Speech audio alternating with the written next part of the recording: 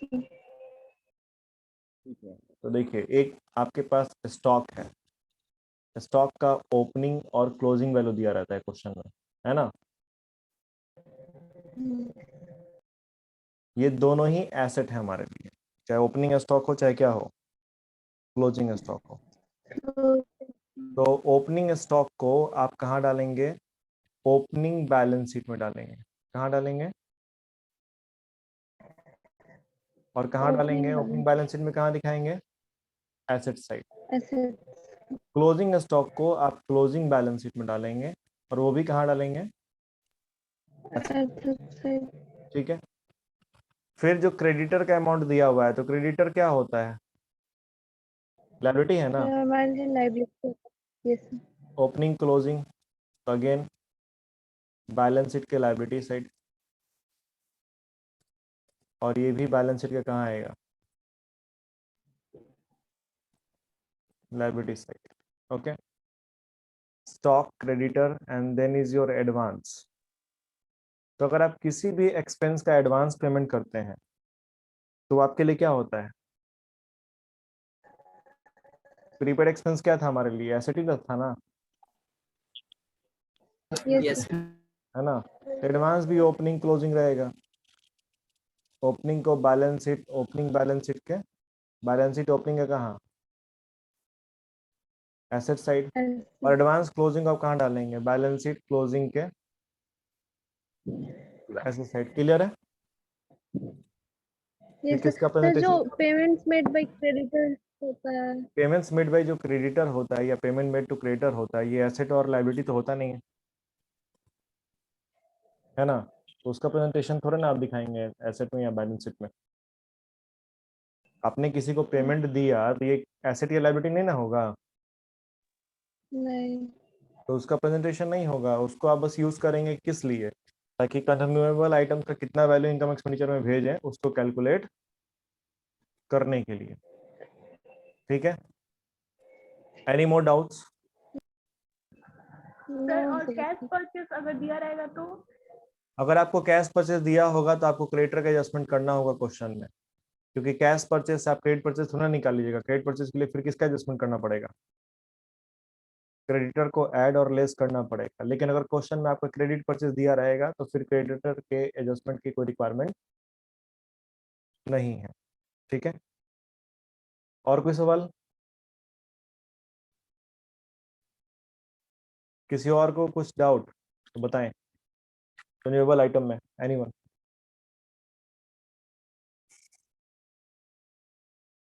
हाँ या ना, कोई डाउट है किसी को। और सर क्वेश्चन सेंड किया था हम ग्रुप में, बोलिए, आपकी भी क्वेश्चन पर डिस्कशन हो जाए।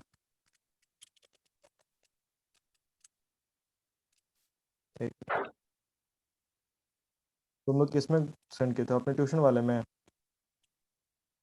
Yes sir. यस सर, हम भी किए थे।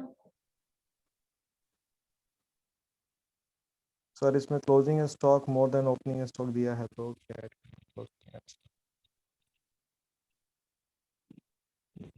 इसमें वैल्यू करके आपको निकालना पड़ेगा ना, तो दोनों को ऐड कर देंगे मेडिसिन, ना। एक मिनट, क्लोजिंग स्टॉक और medicine 45,000 more than opening stock, add कर दीजिए, 95,000 हो जाएगा क्लोजिंग स्टॉक। ठीक है। और closing creditor 50% of opening creditor है, तो आपका 10,000 हो जाएगा क्लोजिंग क्रेडिटर। हाफ हो जाएगा। ठीक है, तो सिंपल क्वेश्चन है, इसमें तो कुछ भी नहीं है। हाँ कोमल, कुछ आप बोल रहे थे। सर, हम भी क्वेश्चन सेंड किए थे, क्वेश्चन 29 क्वेश्चन नंबर 29, 32, एक मिनट। और 30 भी। हाँ 29 में क्या दिक्कत है बताएं, बताइए क्या समझ में नहीं आ रहा है, कौन सा आइटम का एडजस्टमेंट आपको समझ में नहीं आ रहा है। इस क्वेश्चन में स्पोर्ट मटेरियल सोल्ड दिया हुआ है जिसकी बुक वैल्यू है 50,000 और सेल हुआ है कितने में,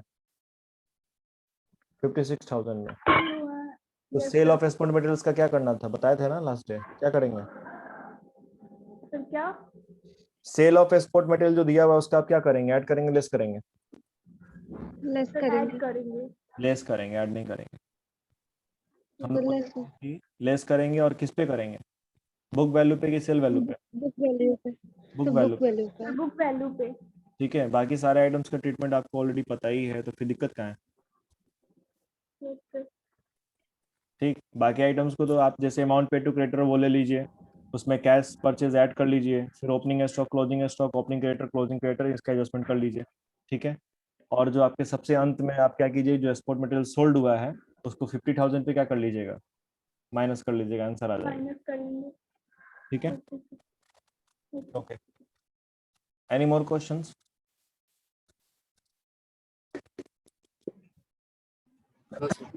चलिए आगे बढ़ते हैं फिर। अभी जस्ट एक सवाल हम ग्रुप में सेंड किए थे, है ना, और बोले कि इसको अभी कराएंगे हम आप लोगों के साथ में, ताकि आप लोगों को स्टेप बाय स्टेप समझ में आए कि क्वेश्चंस को करना कैसे है। क्या आप लोग उस क्वेश्चन को दूसरे फोन में ले लिए हैं? यस सर, ले लिया। ठीक है, क्योंकि अगर एक ही फ़ोन यूज़ कीजिएगा तो फिर आपको प्रॉब्लम होगा मेरा सॉल्यूशन देखने में, और एक बार फिर क्वेश्चन देखना पड़ेगा तो दिक्कत होगा, तो 2 फ़ोन होगा तो बेहतर होगा। खैर, क्वेश्चन क्या कह रहा है हम लोगों को, सारे लोग क्वेश्चन रखिए अपने सामने, अपने फ़ोन में या जिसमें भी रखे हैं। क्वेश्चन देखिए।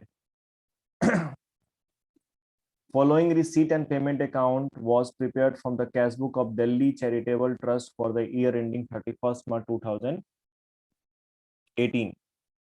ओके, रिसीट एंड पेमेंट का आपको क्या दिया है यहाँ पे, सवाल ऑलरेडी पहले से गिवन है, और इसके साथ साथ नीचे कुछ एडिशनल इन्फॉर्मेशन भी है। Prepare income and expenditure account for the year ended 31st March 2018 and a balance sheet as on that date after the following adjustments. Question है सबके सामने,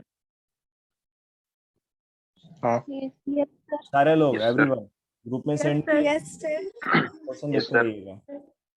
yes आपको sir, बोला, पहला एडजस्टमेंट बोल रहा है कि it was decided to treat 1/3 of amount receive on account of donation as income. Okay, तो जो डोनेशंस रिसीव हुए हैं, डोनेशन रिसीव कितने के हुए हैं? 9,000 9,000। 9,000. 9,000 का 1/3 दैट इज 3,000, राइट। 3,000 रुपए को ये लोग इनकम के तौर पे मान रहे हैं। क्या मान रहे हैं? इनकम पे, यानी कि इसको ये लोग रेवेन्यू रिसीव ट्रीट कर रहे हैं, लेकिन बाकी का जो 6,000 होगा इसको वो लोग क्या मान रहे होंगे? donations. कैपिटल रिसिप्ट, और इसको हम लोग कहाँ पे दिखाएंगे? Liability side. फाइन। खैर, दूसरा adjustment, insurance premium was paid in advance ₹500। तो जो इंश्योरेंस का पेमेंट किया गया है, इंश्योरेंस प्रीमियम देखिए कितने का पेमेंट हुआ है। 2,000.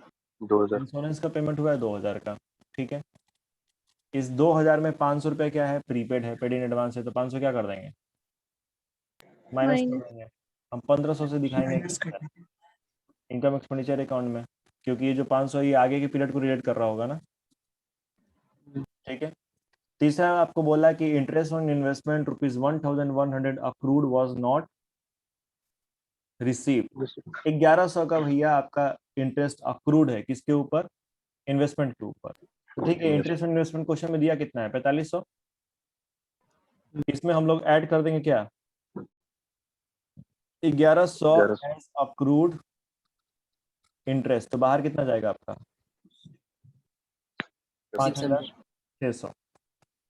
ओके, लास्ट आपको बोल रहा है कि रेंट है 600 का, सैलरी है 900 का, और एडवर्टीजमेंट एक्सपेंस है 1,000 का, outstanding as on 31st March 2018। तो आप जानते हैं कि अगर कोई एक्सपेंस आउटस्टैंडिंग होता है तो उसका ट्रीटमेंट क्या करते हैं हम। जैसे मान लो कि हम यहाँ पे आपको बोला कि भैया रेंट एंड टैक्सेस का पेमेंट हुआ है 3,200 का, है ना, मेरा रिसीट एंड पेमेंट अकाउंट हमको यही बता रहा है कि 3,200 का क्या हुआ है, रेंट एंड टैक्सेस का पेमेंट किया गया है ना, और आपका रेंट बकाया कितना है, रेंट 600. आउटस्टैंडिंग कितना है, 600। तो 600 ऐड करेंगे कि नहीं करेंगे? करेंगे. करेंगे. ये जो आउटस्टैंडिंग है ये करंट पीरियड से रिलेट कर रहा है, यानी कि रेंट हमको दिखाना कितने से है, 3,800। फाइन, कोई दिक्कत किसी को? सारे No, लोग sir. ठीक है, स्टेप समझते चलिएगा। तो सबसे पहले क्या करना है कि देखिए, अभी तो समझाने के लिए तुमको हम यहाँ पे ये कर रहे हैं कि रफली दिखा दिए कि जो भी एडजस्टमेंट दिए हैं इनका हम लोग करेंगे क्या, है ना। नहीं तो आप क्वेश्चन जब बनाइए, तो जब क्वेश्चन बनाना हम लोग शुरू करेंगे तो सबसे पहले हम लोग जो अकाउंटिंग करेंगे वो किसकी करेंगे, जो एडजस्टमेंट दिए हैं उनकी करेंगे। क्योंकि अगर हम लोग एडिशनल इन्फॉर्मेशन को या एडजस्टमेंट्स को पहले सेटल्ड कर देते हैं तो क्वेश्चन हमारे लिए क्या हो जाएगा, बड़ा आसान हो जाएगा। सिर्फ वैल्यूज उठाने हैं रिसीट एंड पेमेंट अकाउंट से और उठा के क्या करना है, इनकम एक्सपेंडिचर अकाउंट में रख देना है। ठीक है, आइए देखा जाए कैसे करेंगे। Let's prepare income expenditure account.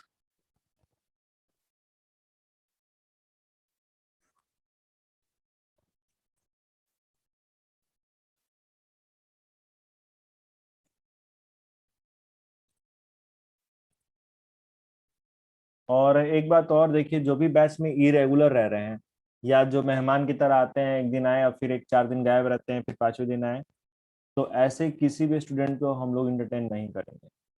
या तो आप रेगुलर रहिए, नहीं तो कोचिंग छोड़ दीजिए, कोई दिक्कत नहीं। नहीं तो इससे फाइनल रिजल्ट खराब होता है, फिर नाम खराब होगा हम लोग का, तो पता ना कैसे पढ़ा दिए। ठीक है, तो रहना है तो रेगुलर रहिए, नहीं तो कोई बात नहीं है। There are number of coachings you can join. Well, come to the question.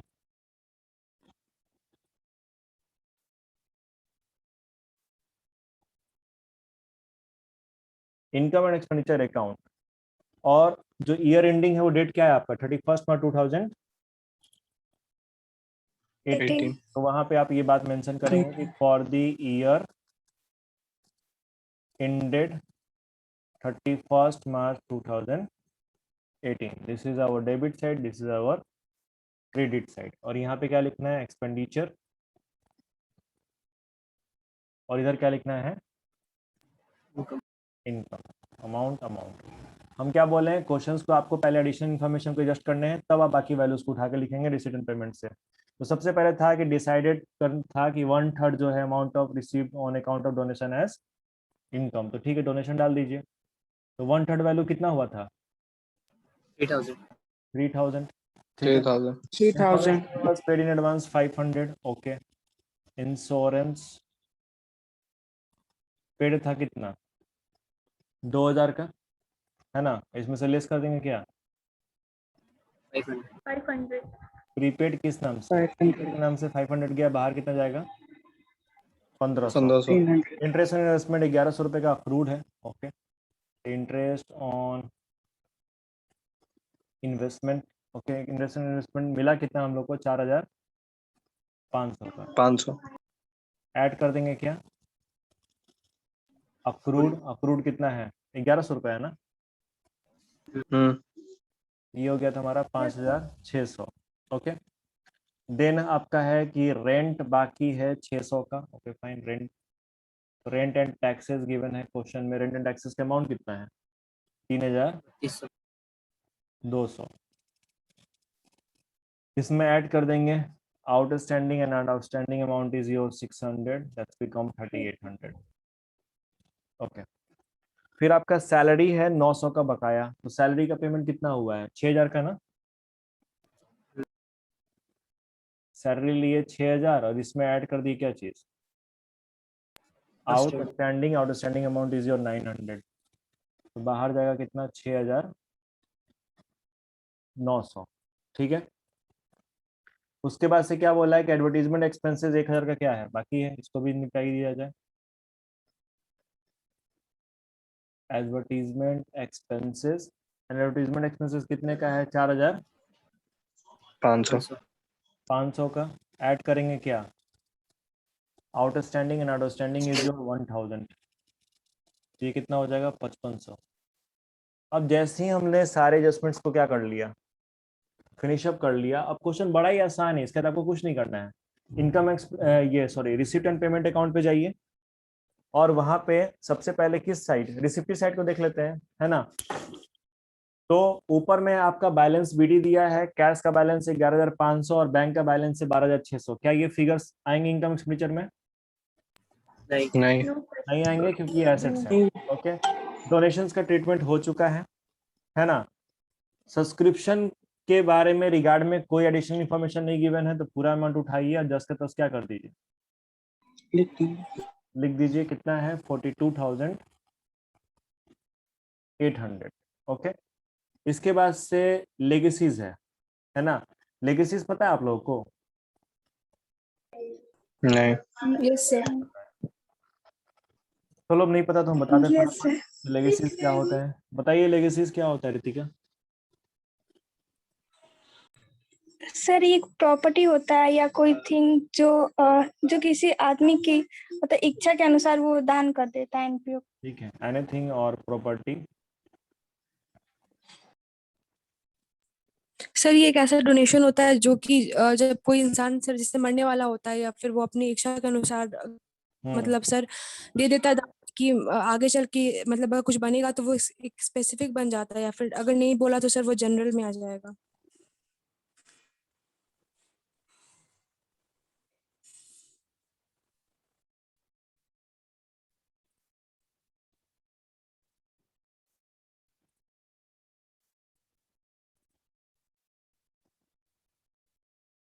ठीक है, अगर कुछ भी किसी एनपीओ को कोई प्रॉपर्टी या कुछ भी क्या होता है रिसीव होता है as per the will of a deceased person, कोई ऐसा व्यक्ति जो मरने वाला है, अपने वसीयत उसियत में क्या किया, लिख लाख के चला गया किसको, एनपीओ को, कोई प्रॉपर्टी दे दिया, कोई लैंड दे दिया, है ना, दान में नहीं देता है लोग, इसको क्या कहते हैं,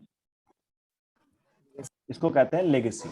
ठीक है, अब देखिए लेगेसी के अकाउंटिंग ट्रीटमेंट को लेकर के थोड़ा सा कंफ्यूजन है। कंफ्यूजन ये है कि पहले लेगेसी को सीधे हम लोग क्या मानते थे, कैपिटल रिसिप्ट मानते थे।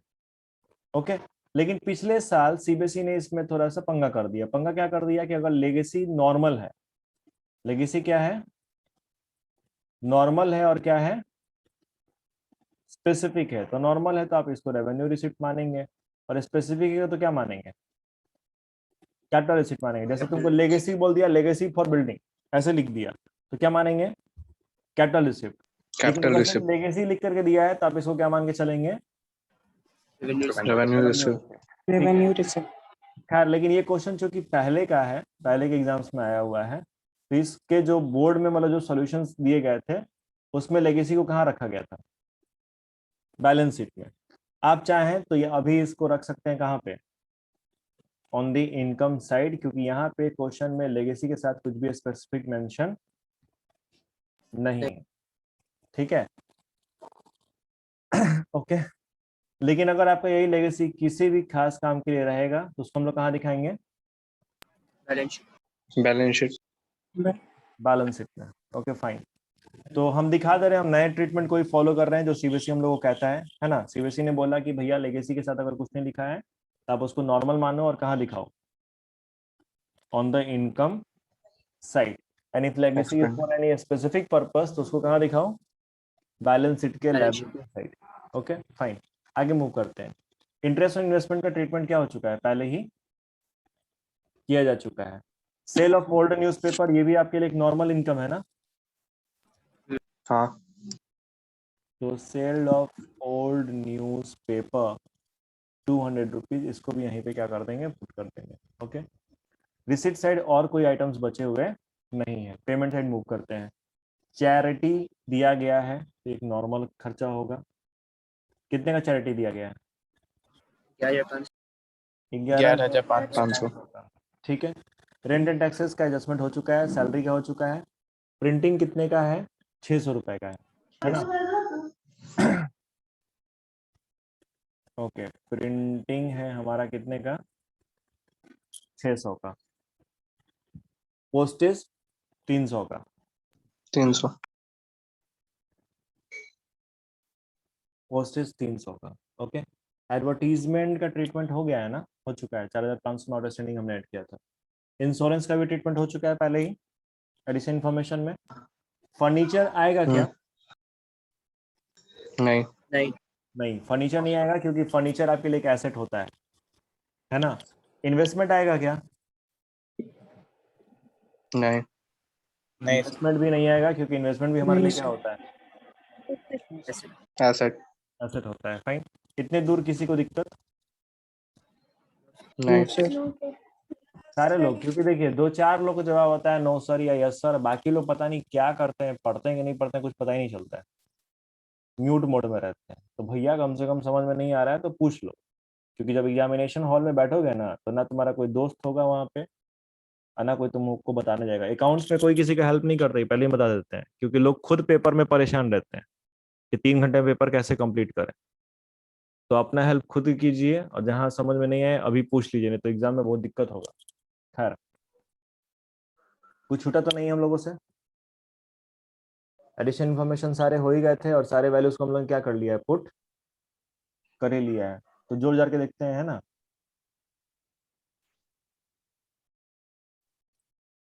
ठीक है,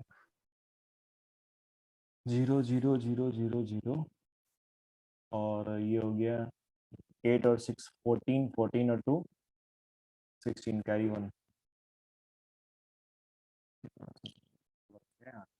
3 1 4, 5 4 9 9 2 11 11 और 8 कितना हो गया, हाथ में 4 1 5 1 6 69,600। ओके, ऑब्वियस दिख रहा है कि यही साइड क्या है, बड़ा है ना, क्योंकि इधर की वैल्यूज देखिए डेबिट साइड में। अच्छा, आप लोग कैसे जानेंगे कि कौन सा साइड बड़ा है, कैसे जानोगे, कोई बताएगा, कोई ट्रिक हमको?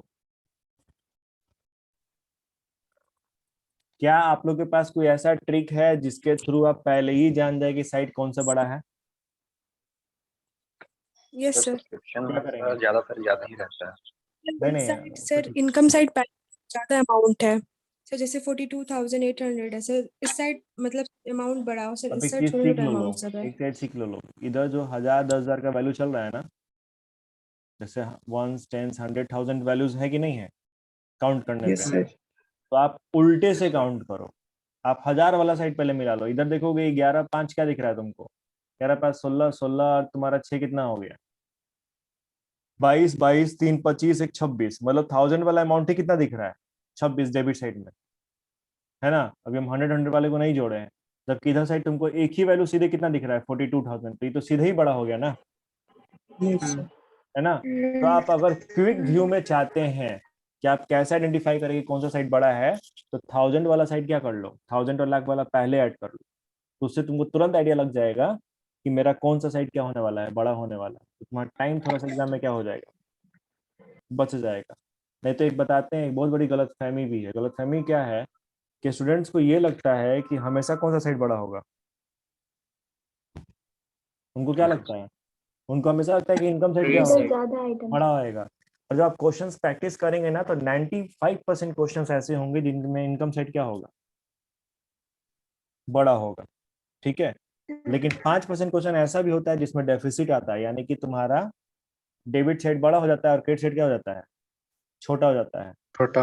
अब आपका ब्रेन का तो हैबिट बना हुआ है कि आप हमेशा इनकम साइड जोड़ते हैं, तुरंत वैल्यू क्या करते हैं, उधर भर देते हैं, और अगर गलती से डेबिट बड़ा हो गया तो फिर आपको क्या करना पड़ेगा, वहां पे काटना पड़ेगा, काट के वैल्यू आप लिखेंगे और नंबर भी क्या हो जाएगा, कट जाएगा, क्योंकि बोर्ड एग्जामिनेशंस में अकाउंट्स की कॉपी में काटना अलाउड नहीं होता है, ठीक है। तो ये बात ध्यान में रखिएगा कि आपको इस चीज पे बैलेंस करना पड़ेगा कि बिना आप देखे, बिना जोड़े कैसे क्विकली आप पता कर लें कि कौन सा साइड क्या है, बड़ा है। खैर एनीवे, 69,600, इनमें से वैल्यूज माइनस करेंगे, 0 0 0, यहाँ 0 बैठा दो, फिर 0 ही चल रहा है सेकंड पे भी, थर्ड पे आते हैं, 8 5 13, 13 और 9 कितना हो गया जी, 22, 22 5 27, 27 5 32, 32 और 6 38, 38 और 3 कितना हो गया, 41 हो गया ना, 41 का 1, हाँ नहीं नहीं नहीं, 41 और 5। 46, ठीक है। फिर लिए 4, कैरी 4, 4 1 5, 5 3 8, 8 6 14, 14 5 19, 19 और 1 20, 20 और प्लस 9 29 हो गया 2, 2 और 1 3, और 3 और 3 कितना हो गया आपका 6, 39,500 क्या निकला हमारा, सरप्लस निकला, surplus. Surplus. Excess of income over expenditure, ठीक है। ये एक नॉर्मल प्रोसीजर है क्या करने का, प्रिपेयर करने का, income and expenditure account from given receipt and payment account. क्या ये प्रोसीजर आप लोग के समझ में आया कि नहीं आया? Yes sir. यस ठीक है। सर। आगे। Yes sir. ऐसे हैं जिनको समझ में नहीं आया कि सर आप ये वैल्यू कहाँ से उठा के रख दिए, कैसे रख दिए, है ना, हमको इस चीज़ का कोई ट्रीटमेंट समझ में नहीं आ रहा है, तो बताइए। पोलाइटली पूछ रहे हैं, कोई डायरेक्ट नहीं पूछ रहे हैं, आप बोल सकते हैं कि सर हमको समझ में नहीं आया, इसको भी पूछना है। सारे लोगों को 100% समझ में आ गया है? हाँ सर। चलो ठीक है, अच्छी बात है। इसके बाद से ओके, तो ये तो आप एक क्वेश्चन समझ गए कि कैसे इनकम एक्सपेंडिचर प्रिपेयर करते हैं। बैलेंस शीट को लेके परेशान ना होइएगा, पहले आप तो 3 4 5 क्वेश्चंस बना लेंगे किसका, इनकम एंड एक्सपेंडिचर अकाउंट का। उसके बाद फिर आपको हम सिखाएंगे कि कैसे इनकम एक्सपेंडिचर अकाउंट और बैलेंस शीट दोनों एक साथ प्रिपेयर कैसे होता है। तो हड़बड़ाने की जरूरत नहीं है, ठीक है। हाँ आता है, अच्छी बात है, नहीं आता है तो गलती से ट्राई मत करना, हम सिखाएंगे और तुम लोग एक बार सीख जाओगे तो दोबारा भूलोगे नहीं। लेकिन अभी तुम्हारा सारा फोकस किस पे हो रहेगा? On the preparation of income and expenditure account. अब कुछ, चलो समय अभी है हम लोग के पास, तो कुछ स्पेसिफिक बातें कर लेते हैं, है ना, जो बोर्ड एग्जाम में थोड़ा सा आपको परेशान कर सकती हैं। पेजेस रिमेनिंग है कि नहीं? जैसे क्या हुआ कि क्वेश्चन में जो आपको रिसीट एंड पेमेंट अकाउंट दिया था, आप लोग याद है हम क्लास 11 में आप लोग को इम्प्लाइड एडजस्टमेंट्स बताए थे? किसी को याद है इम्प्लाइड एडजस्टमेंट्स के बारे में? हाँ यस सर। क्या था इम्प्लाइड एडजस्टमेंट? जो एडजस्टमेंट के तौर पे गिवन नहीं होता पर उनका एडजस्टमेंट करना पड़ता है। जी हाँ, एग्जैक्टली, एडजस्टमेंट के तौर पर दिया नहीं रहता है, एडजस्टमेंट करना पड़ता है। ओके, जैसे कि, तो तुम लोग को थोड़ा इन्वेस्टमेंट वाला समझाते हैं। अब क्या था कि आपको लिख दिया यहाँ पे पेमेंट साइड में लिख दिया इन्वेस्टमेंट। क्या लिख दिया? इन्वेस्टमेंट। कितने का किया गया इन्वेस्टमेंट? 1 लाख रुपए का इन्वेस्टमेंट है। और लिख दिया, डेट डाल दिया कि तुमको कब किया गया है, तो 1/10/2018 को किया गया है। और ये साल बन रहा है किसके लिए? फॉर द ईयर इंडेड 31/3/2019 के लिए। 19। ओके, 10% इन्वेस्टमेंट लिख दिया, 10% इन्वेस्टमेंट, ऐसे दिया हुआ इंफॉर्मेशन। ओके, अब देखिए, तो यहाँ पे 1 लाख का 10% के 10% और कितने दिन का निकालेंगे? अगर हम 6 मंथ। इंटरेस्ट और इन्वेस्टमेंट अगर कैलकुलेट करें इस क्वेश्चन में, तो आप क्या लेंगे? 1 लाख इंटू 10/100 इंटू क्या, आप डेट देखिए, 1 अक्टूबर को 6/12। परचेज हुआ है 6/12। ना? तो अक्टूबर से 1/2। मार्च तक 6 महीने हो गए। 6/2, 1 लाख का 10% 10,000 होता है, और आधा कितना हो जाएगा? 5000। ठीक। अब अगर आपको कुछ भी नहीं दिया है क्वेश्चन में, कोई इंफॉर्मेशन आगे मेंशन नहीं है, आपने रिसिप्ट साइड चेक किया, रिसिप्ट साइड में कहीं भी इंटरेस्ट ऑन इन्वेस्टमेंट का जिक्र नहीं है, तो आप इस पूरे 5,000 को क्या करेंगे? इनकम साइड प्रेजेंट करेंगे किस नाम से? अक्रूड इंटरेस्ट ऑन इन्वेस्टमेंट के नाम से। किस नाम से दिखाएंगे? Accrued investment. Accrued interest on investment. पूरे के पूरे इस 5,000 को आप शो करेंगे किस नाम से? Accrued interest on Investment. Investment. Investment के नाम से। ठीक है, फाइन। लेकिन अगर मान लीजिए कि रिसीप्ट साइड आपको दिया हुआ है कि इंटरेस्ट ऑन इन्वेस्टमेंट, और इंटरेस्ट ऑन इन्वेस्टमेंट कितना दिया हुआ है? तो 3,000। कितना दिया है? 3,000। फिर आप क्या करेंगे? What you will do? तो जब आप अपना बनाएंगे इनकम साइड, बनाएंगे ना, receipt and payment, sorry, income and expenditure, तो यहाँ पे आप इनकम साइड दिखाएंगे इंटरेस्ट ऑन इन्वेस्टमेंट। तो आपको इंटरेस्ट ऑन इन्वेस्टमेंट पहले से कितना रिसीव हो चुका है? कितना हो चुका है? 3,000 हो चुका है। 3000। और साल का इनकम के रूप में आना कितना चाहिए था? 5,000. 5000। आप यहाँ पे ऐड कर देंगे अक्रूड इंटरेस्ट कितना। तो अक्रूड इंटरेस्ट कितना हो गया जी? साक्षी, बाकी लोग चुप रहेंगे, जवाब दीजिए। साक्षी, आवाज आ रही है आपको? Yes sir. कितना दिखाएंगे अक्रूड इंटरेस्ट गिवन सिचुएशन में? 2000। 2,000 रुपीज। जया क्या जवाब दिए, जो जो साक्षी जो जवाब दिए हैं सही दिए कि गलत दिए हैं? सर सही है।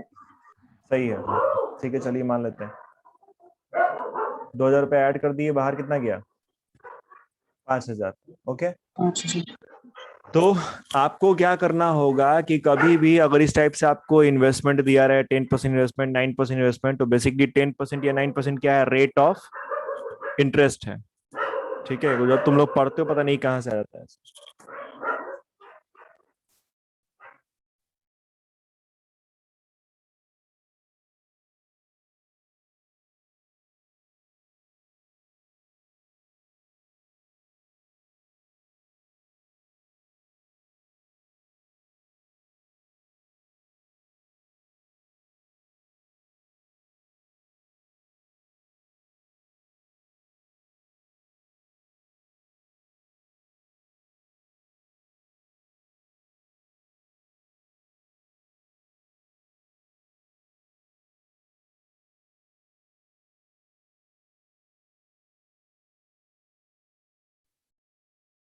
Hello, yes sir. तो क्या ये क्या इंटरेस्ट और इन्वेस्टमेंट का ट्रीटमेंट समझ में आया आप लोग को? अगर सवाल में ऐसा क्वेश्चन आएगा तो आप लोग बना लेंगे, क्या करना रहेगा, समझ में आ गया? कैसे बन जाएगा? ठीक है, तो आप कभी भी इंटरेस्ट कैलकुलेट कीजिएगा और तुरंत रिसीप्ट साइड चेक कीजिएगा कि क्या इंटरेस्ट इन्वेस्टमेंट दिया है कि नहीं दिया है। ठीक है, अगर दिया होगा तो देख लेना कि उसके बराबर दिया है कि उससे कम दिया है। जनरली ज्यादा नहीं देगा, या तो उसके बराबर होगा नहीं तो उससे क्या होगा? कम होगा। बराबर होगा तुमको कोई एड लेस करने की जरूरत नहीं है। जैसे मान लो कि अगर 5000 रुपए तुम्हारा इनकम बना, इंटरेस्ट और इन्वेस्टमेंट बना, और तुमको रिसीव भी कितना हुआ? 5000। ना तुमको ऐड करना है और ना तुमको लेस करना है, क्योंकि जितना इनकम बना है भैया हमको उतना रिसीव हुआ है। ठीक है, तो फिर हमको कोई एडजस्टमेंट करने की जरूरत नहीं है। ये आपको पहला एग्जांपल इम्प्लाइड एडजस्टमेंट का, जो कि इन्वेस्टमेंट से रिलेटेड होता है और बहुत बार बोर्ड एग्जामिनेशंस में क्या हुआ है, पूछा गया है। ठीक है, इसके बाद से थोड़ा ज्यादा दिया तो क्या चीज ज्यादा नहीं देगा तुमको? जब पहले ही बाकी है तो ज्यादा कहां से दे देगा? बात समझ रहे हो? और अगर ज्यादा दे दिया तो क्या Yes, sir. करोगे? ज्यादा दे दिया तो क्या करोगे? लेस कर देंगे। लेस कर देंगे, एडवांस के नाम से माइनस कर देंगे, है ना? मान लो अगर साल का बन रहा है 5000 और इंटरेस्ट इन्वेस्टमेंट कितना रिसीव हुआ पड़ा है? 8000। इंटरेस्ट इन्वेस्टमेंट कितना मिल गया आपको? 8000। तो भैया हम तो मैक्सिमम कितना दिखा सकते हैं? 5000। 5 से ऊपर दिखा नहीं सकते हैं। तो हम क्या करेंगे, हम 8000 लेंगे और उसमें से 3000 क्या कर देंगे? एडवांस के नाम से माइनस कर देंगे। बाहर फिगर कितना जाएगा? यानी केस कुछ भी हो, ज्यादा मिले कम मिले बराबर मिले, जाएगा कितना? 5000। बात समझ में आया? क्लियर है सबको? Yes sir.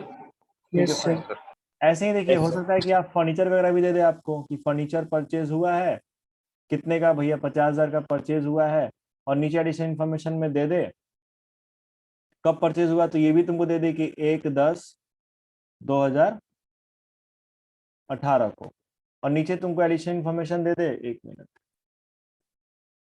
पेज पूरा भर गया है।